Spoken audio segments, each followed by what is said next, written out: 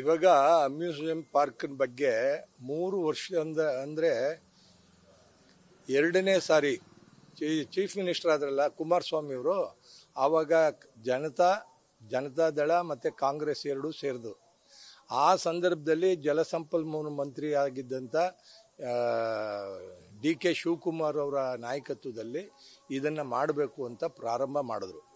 ಆವಾಗ ಎಲ್ಲನೂ ನೋಡಿಕೊಂಡು ಎಲ್ಲ ಫೈನಲ್ ಮಾಡುವಂಥ ಸಂದರ್ಭದಲ್ಲಿ ಸರ್ಕಾರ ಹೊರಟೋಯ್ತು, ಅಲ್ಲಿಗೆ ನಿಂತು.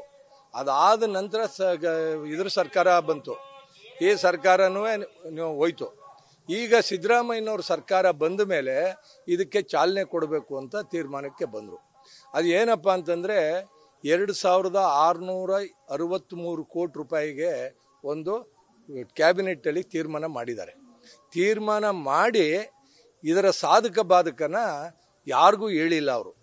ಇದರಿಂದ ಪ್ರವಾಸೋದ್ಯಮ ಅಭಿವೃದ್ಧಿ ಆಗುತ್ತೆ, ನಮಗೆ ಸರ್ಕಾರಕ್ಕೆ ಬೇಕಾದಷ್ಟು ರೆವಿನ್ಯೂ ಬರುತ್ತೆ. ಒಂದು ದಿನಕ್ಕೆ 10,000 ಜನ ಪಾಪ್ಯುಲೇಷನ್ ಓಡಾಡ್ತಾರೆ.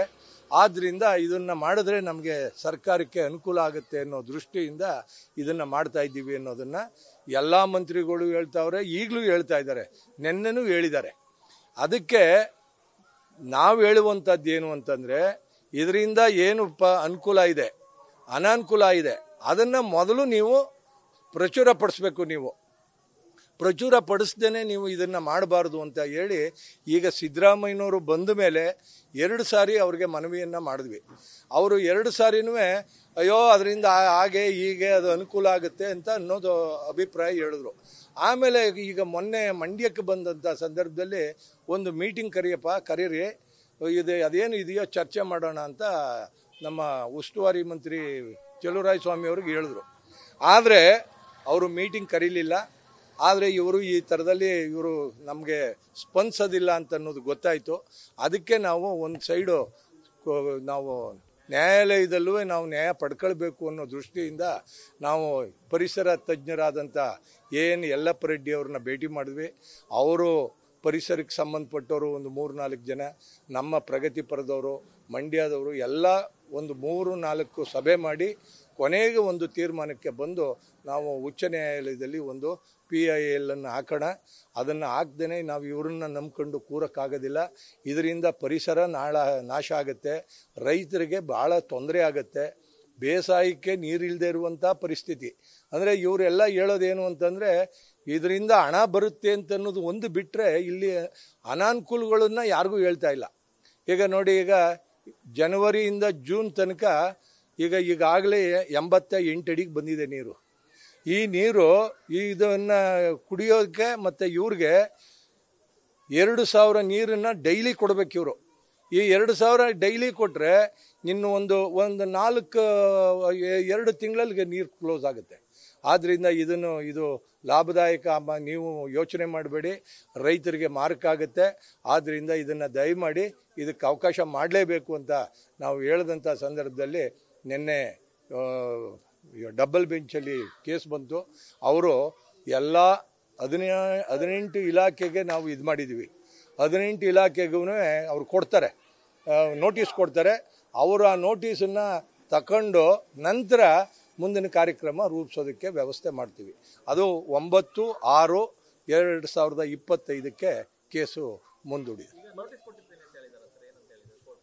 ಕೋರ್ಟ್ ಅದನ್ನೇ ಈಗ ಅವ್ರಿಗೆ ಕೇಳಬೇಕು, ಅವರು ಈ ವಿಷಯದ ಬಗ್ಗೆ ನೀವೇನು ಹೇಳ್ತೀರಿ ಅಂತ ಅವ್ರು ಕೇಳಿರೋದು. ಅವ್ರು ಏನು ಹೇಳಿಲ್ಲ. ಅವರು ಟೆಂಡರ್ ಮಾತ್ರ 2663 ಕೋಟಿ ರೂಪಾಯಿ ನಾವು ಟೆಂಡರ್ ಕರೆದಿದ್ದೀವಿ. ಇದು ಕಾವೇರಿ ನೀರಾವರಿ ನಿಗಮದವರು ಟೆಂಡರ್ ಕರೆದಿರ್ತಕ್ಕಂಥದ್ದು. ಈಗ ಅವರು ಅಭಿವೃದ್ಧಿಗೆ ಅಂತಂದ್ರೆ ಏನು, ಅಮ್ಯೂಸಿಂಗ್ ಪಾರ್ಕ್ ಅಂದ್ರೆ ಏನು, ಇದ್ರ ಬಗ್ಗೆ ನೀವು ಸ್ಪಷ್ಟನೆ ಕೊಡಿ ಅಂತ ಅಂದ್ಬಿಟ್ಟು ಈಗ ಅವರು ಉಚ್ಚ ನ್ಯಾಯಾಲಯ ನಿನ್ನೆ ಆದೇಶ ಮಾಡಿದೆ. ಈ ಯೋಜನೆಯಿಂದ ರೈತರು ಭೂಮಿ ಕಳ್ಕೊಳ್ಳುವಂತ ಸಾಧ್ಯತೆ ಇದೆ. 198 ಎಕರೆ ಕನ್ನಂಬಾಡಿ ಕಟ್ಟೆಯ ಕೆಳಗಡೆ. ಯಾತಕ್ಕೆ ಇದಕ್ಕೆ ಅನಾನುಕೂಲ ಯಾಕೆ ಆಗ್ತದೆ ಅಂತಂತಂದರೆ, ಈಗ ಡ್ಯಾಮು 1911ನೇ ಇಸ್ವಿ ಆದರೆ 120 ವರ್ಷ ಆಯಿತು. 1924 ಆದರೆ 100 ವರ್ಷ ಆಯಿತು. ಅಂದರೆ 100 ವರ್ಷ ಆದಮೇಲೆ ಒಂದು ಪರ್ಯಾಯ ಒಂದು ಡ್ಯಾಮನ್ನು ಕಟ್ಟಬೇಕು ಅಂತ ತಜ್ಞರ ಒಂದು ವರದಿ ಇದೆ. ಅದರ ಬಗ್ಗೆ ಯಾರೂ ಯೋಚನೆ ಮಾಡ್ತಾ ಇಲ್ಲ. ಅವರು ಬೇಕಾಗಿರೋದು ಇದನ್ನು ಮಾಡಿಬಿಟ್ಟು ಅವರು ಇಚ್ಛಾಶಕ್ತಿಗೆ ಅವರು ಅನುಕೂಲ ಮಾಡ್ಕೊಳ್ಳೋಕ್ಕೋಸ್ಕರ ಅವರು ಇರ್ತಕ್ಕಂಥದ್ದು. ಈಗ 198 ಎಕರೆ ಪ್ರತಿ ಒಂದು ಗುಂಟೆನೂ ನೀರಾವರಿ ಪ್ರದೇಶ. ಅಂದರೆ ಈಗ ನಿಮಗೆ ಒಂದು ಉದಾಹರಣೆ ಹೇಳೋದಾದರೆ ಪಂಪೊಸಳ್ಳಿ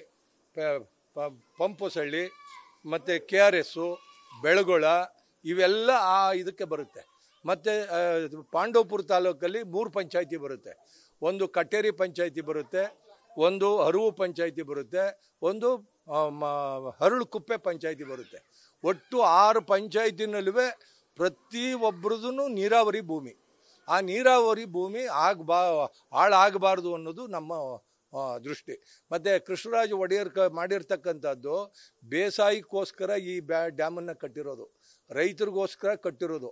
ಈಗ ರೈತರನ್ನ ಬಿಟ್ಟು ಇವರು ಬೇರೆದು ಈಗಾಗಲೇ ನೋಡಿ 6ನೇ ಯೋಜನೆ ಮಾಡ್ತಾ ಇದ್ದೀವಿ ಅಂತ ಒಂದು ಕಡೆ ಹೇಳ್ತಾರೆ. ಆಮೇಲೆ ಇನ್ನೊಂದು ಕಡೆ ರಾಮನಗರಕ್ಕೆ, ಚನ್ನಪಟ್ಟಣಕ್ಕೆ, ಮಾಗಡಿಗೆ ಇಲ್ಲಿಂದ ನೀರು ತಗೊಂಡು ಹೋಗ್ತೀವಿ ಅಂತ ಅದನ್ನು ಹೇಳ್ತಾ ಇದ್ದಾರೆ. ಇವಕ್ಕೆಲ್ಲದಕ್ಕೂ ಕನ್ನಂಬಾಡಿ ಕಟ್ಟೆ ನೀರೇನೇ ಮುಖ್ಯ. ಆ ಕಾರಣಕ್ಕೋಸ್ಕರ ಯಾವುದೇ ಕಾರಣಕ್ಕೂ ಇದನ್ನು ಹಿಂದೆ ಸರಿಬೇಕು. ಸರ್ಕಾರ ಯಾವುದೇ ಕಾರಣಕ್ಕೂ ಇದನ್ನು ಮಾಡೋದಕ್ಕೆ ಅವಕಾಶ ತಗೋಬಾರ್ದು ಅನ್ನುವಂಥದ್ದು ನಮ್ಮ ಅಭಿಪ್ರಾಯ. ಸಿಗುತ್ತೆ ಅನ್ನೋದು ಈಗ ನಮ್ಮದು ಅಡ್ಮಿಟ್ ಆಗಿರೋದ್ರಲ್ಲೇ ಗೊತ್ತಾಗುತ್ತೆ. ನ್ಯಾಯ ಸಿಗುತ್ತೆ. ನನ್ನ ಹೆಸರು ಕೆ ಬೋರಯ್ಯ, ಮಂಡ್ಯ ಜಿಲ್ಲಾ ರೈತ ಹಿತರಕ್ಷಣಾ ಸಮಿತಿಯ ಪ್ರಧಾನ ಕಾರ್ಯದರ್ಶಿ ಹಾಗೂ ರೈತ ಚಳುವಳಿಯಿಂದ ಬಂದವನು. ನಾನು ಕರ್ನಾಟಕ ರಾಜ್ಯ ರೈತ ಸಂಘದ ಪದಾಧಿಕಾರಿ. ನ್ಯೂಸ್ ಫಸ್ಟ್, ನಿರ್ಭೀತಿಯಿಂದ ನಿಮ್ಮ ಪರವಾಗಿ.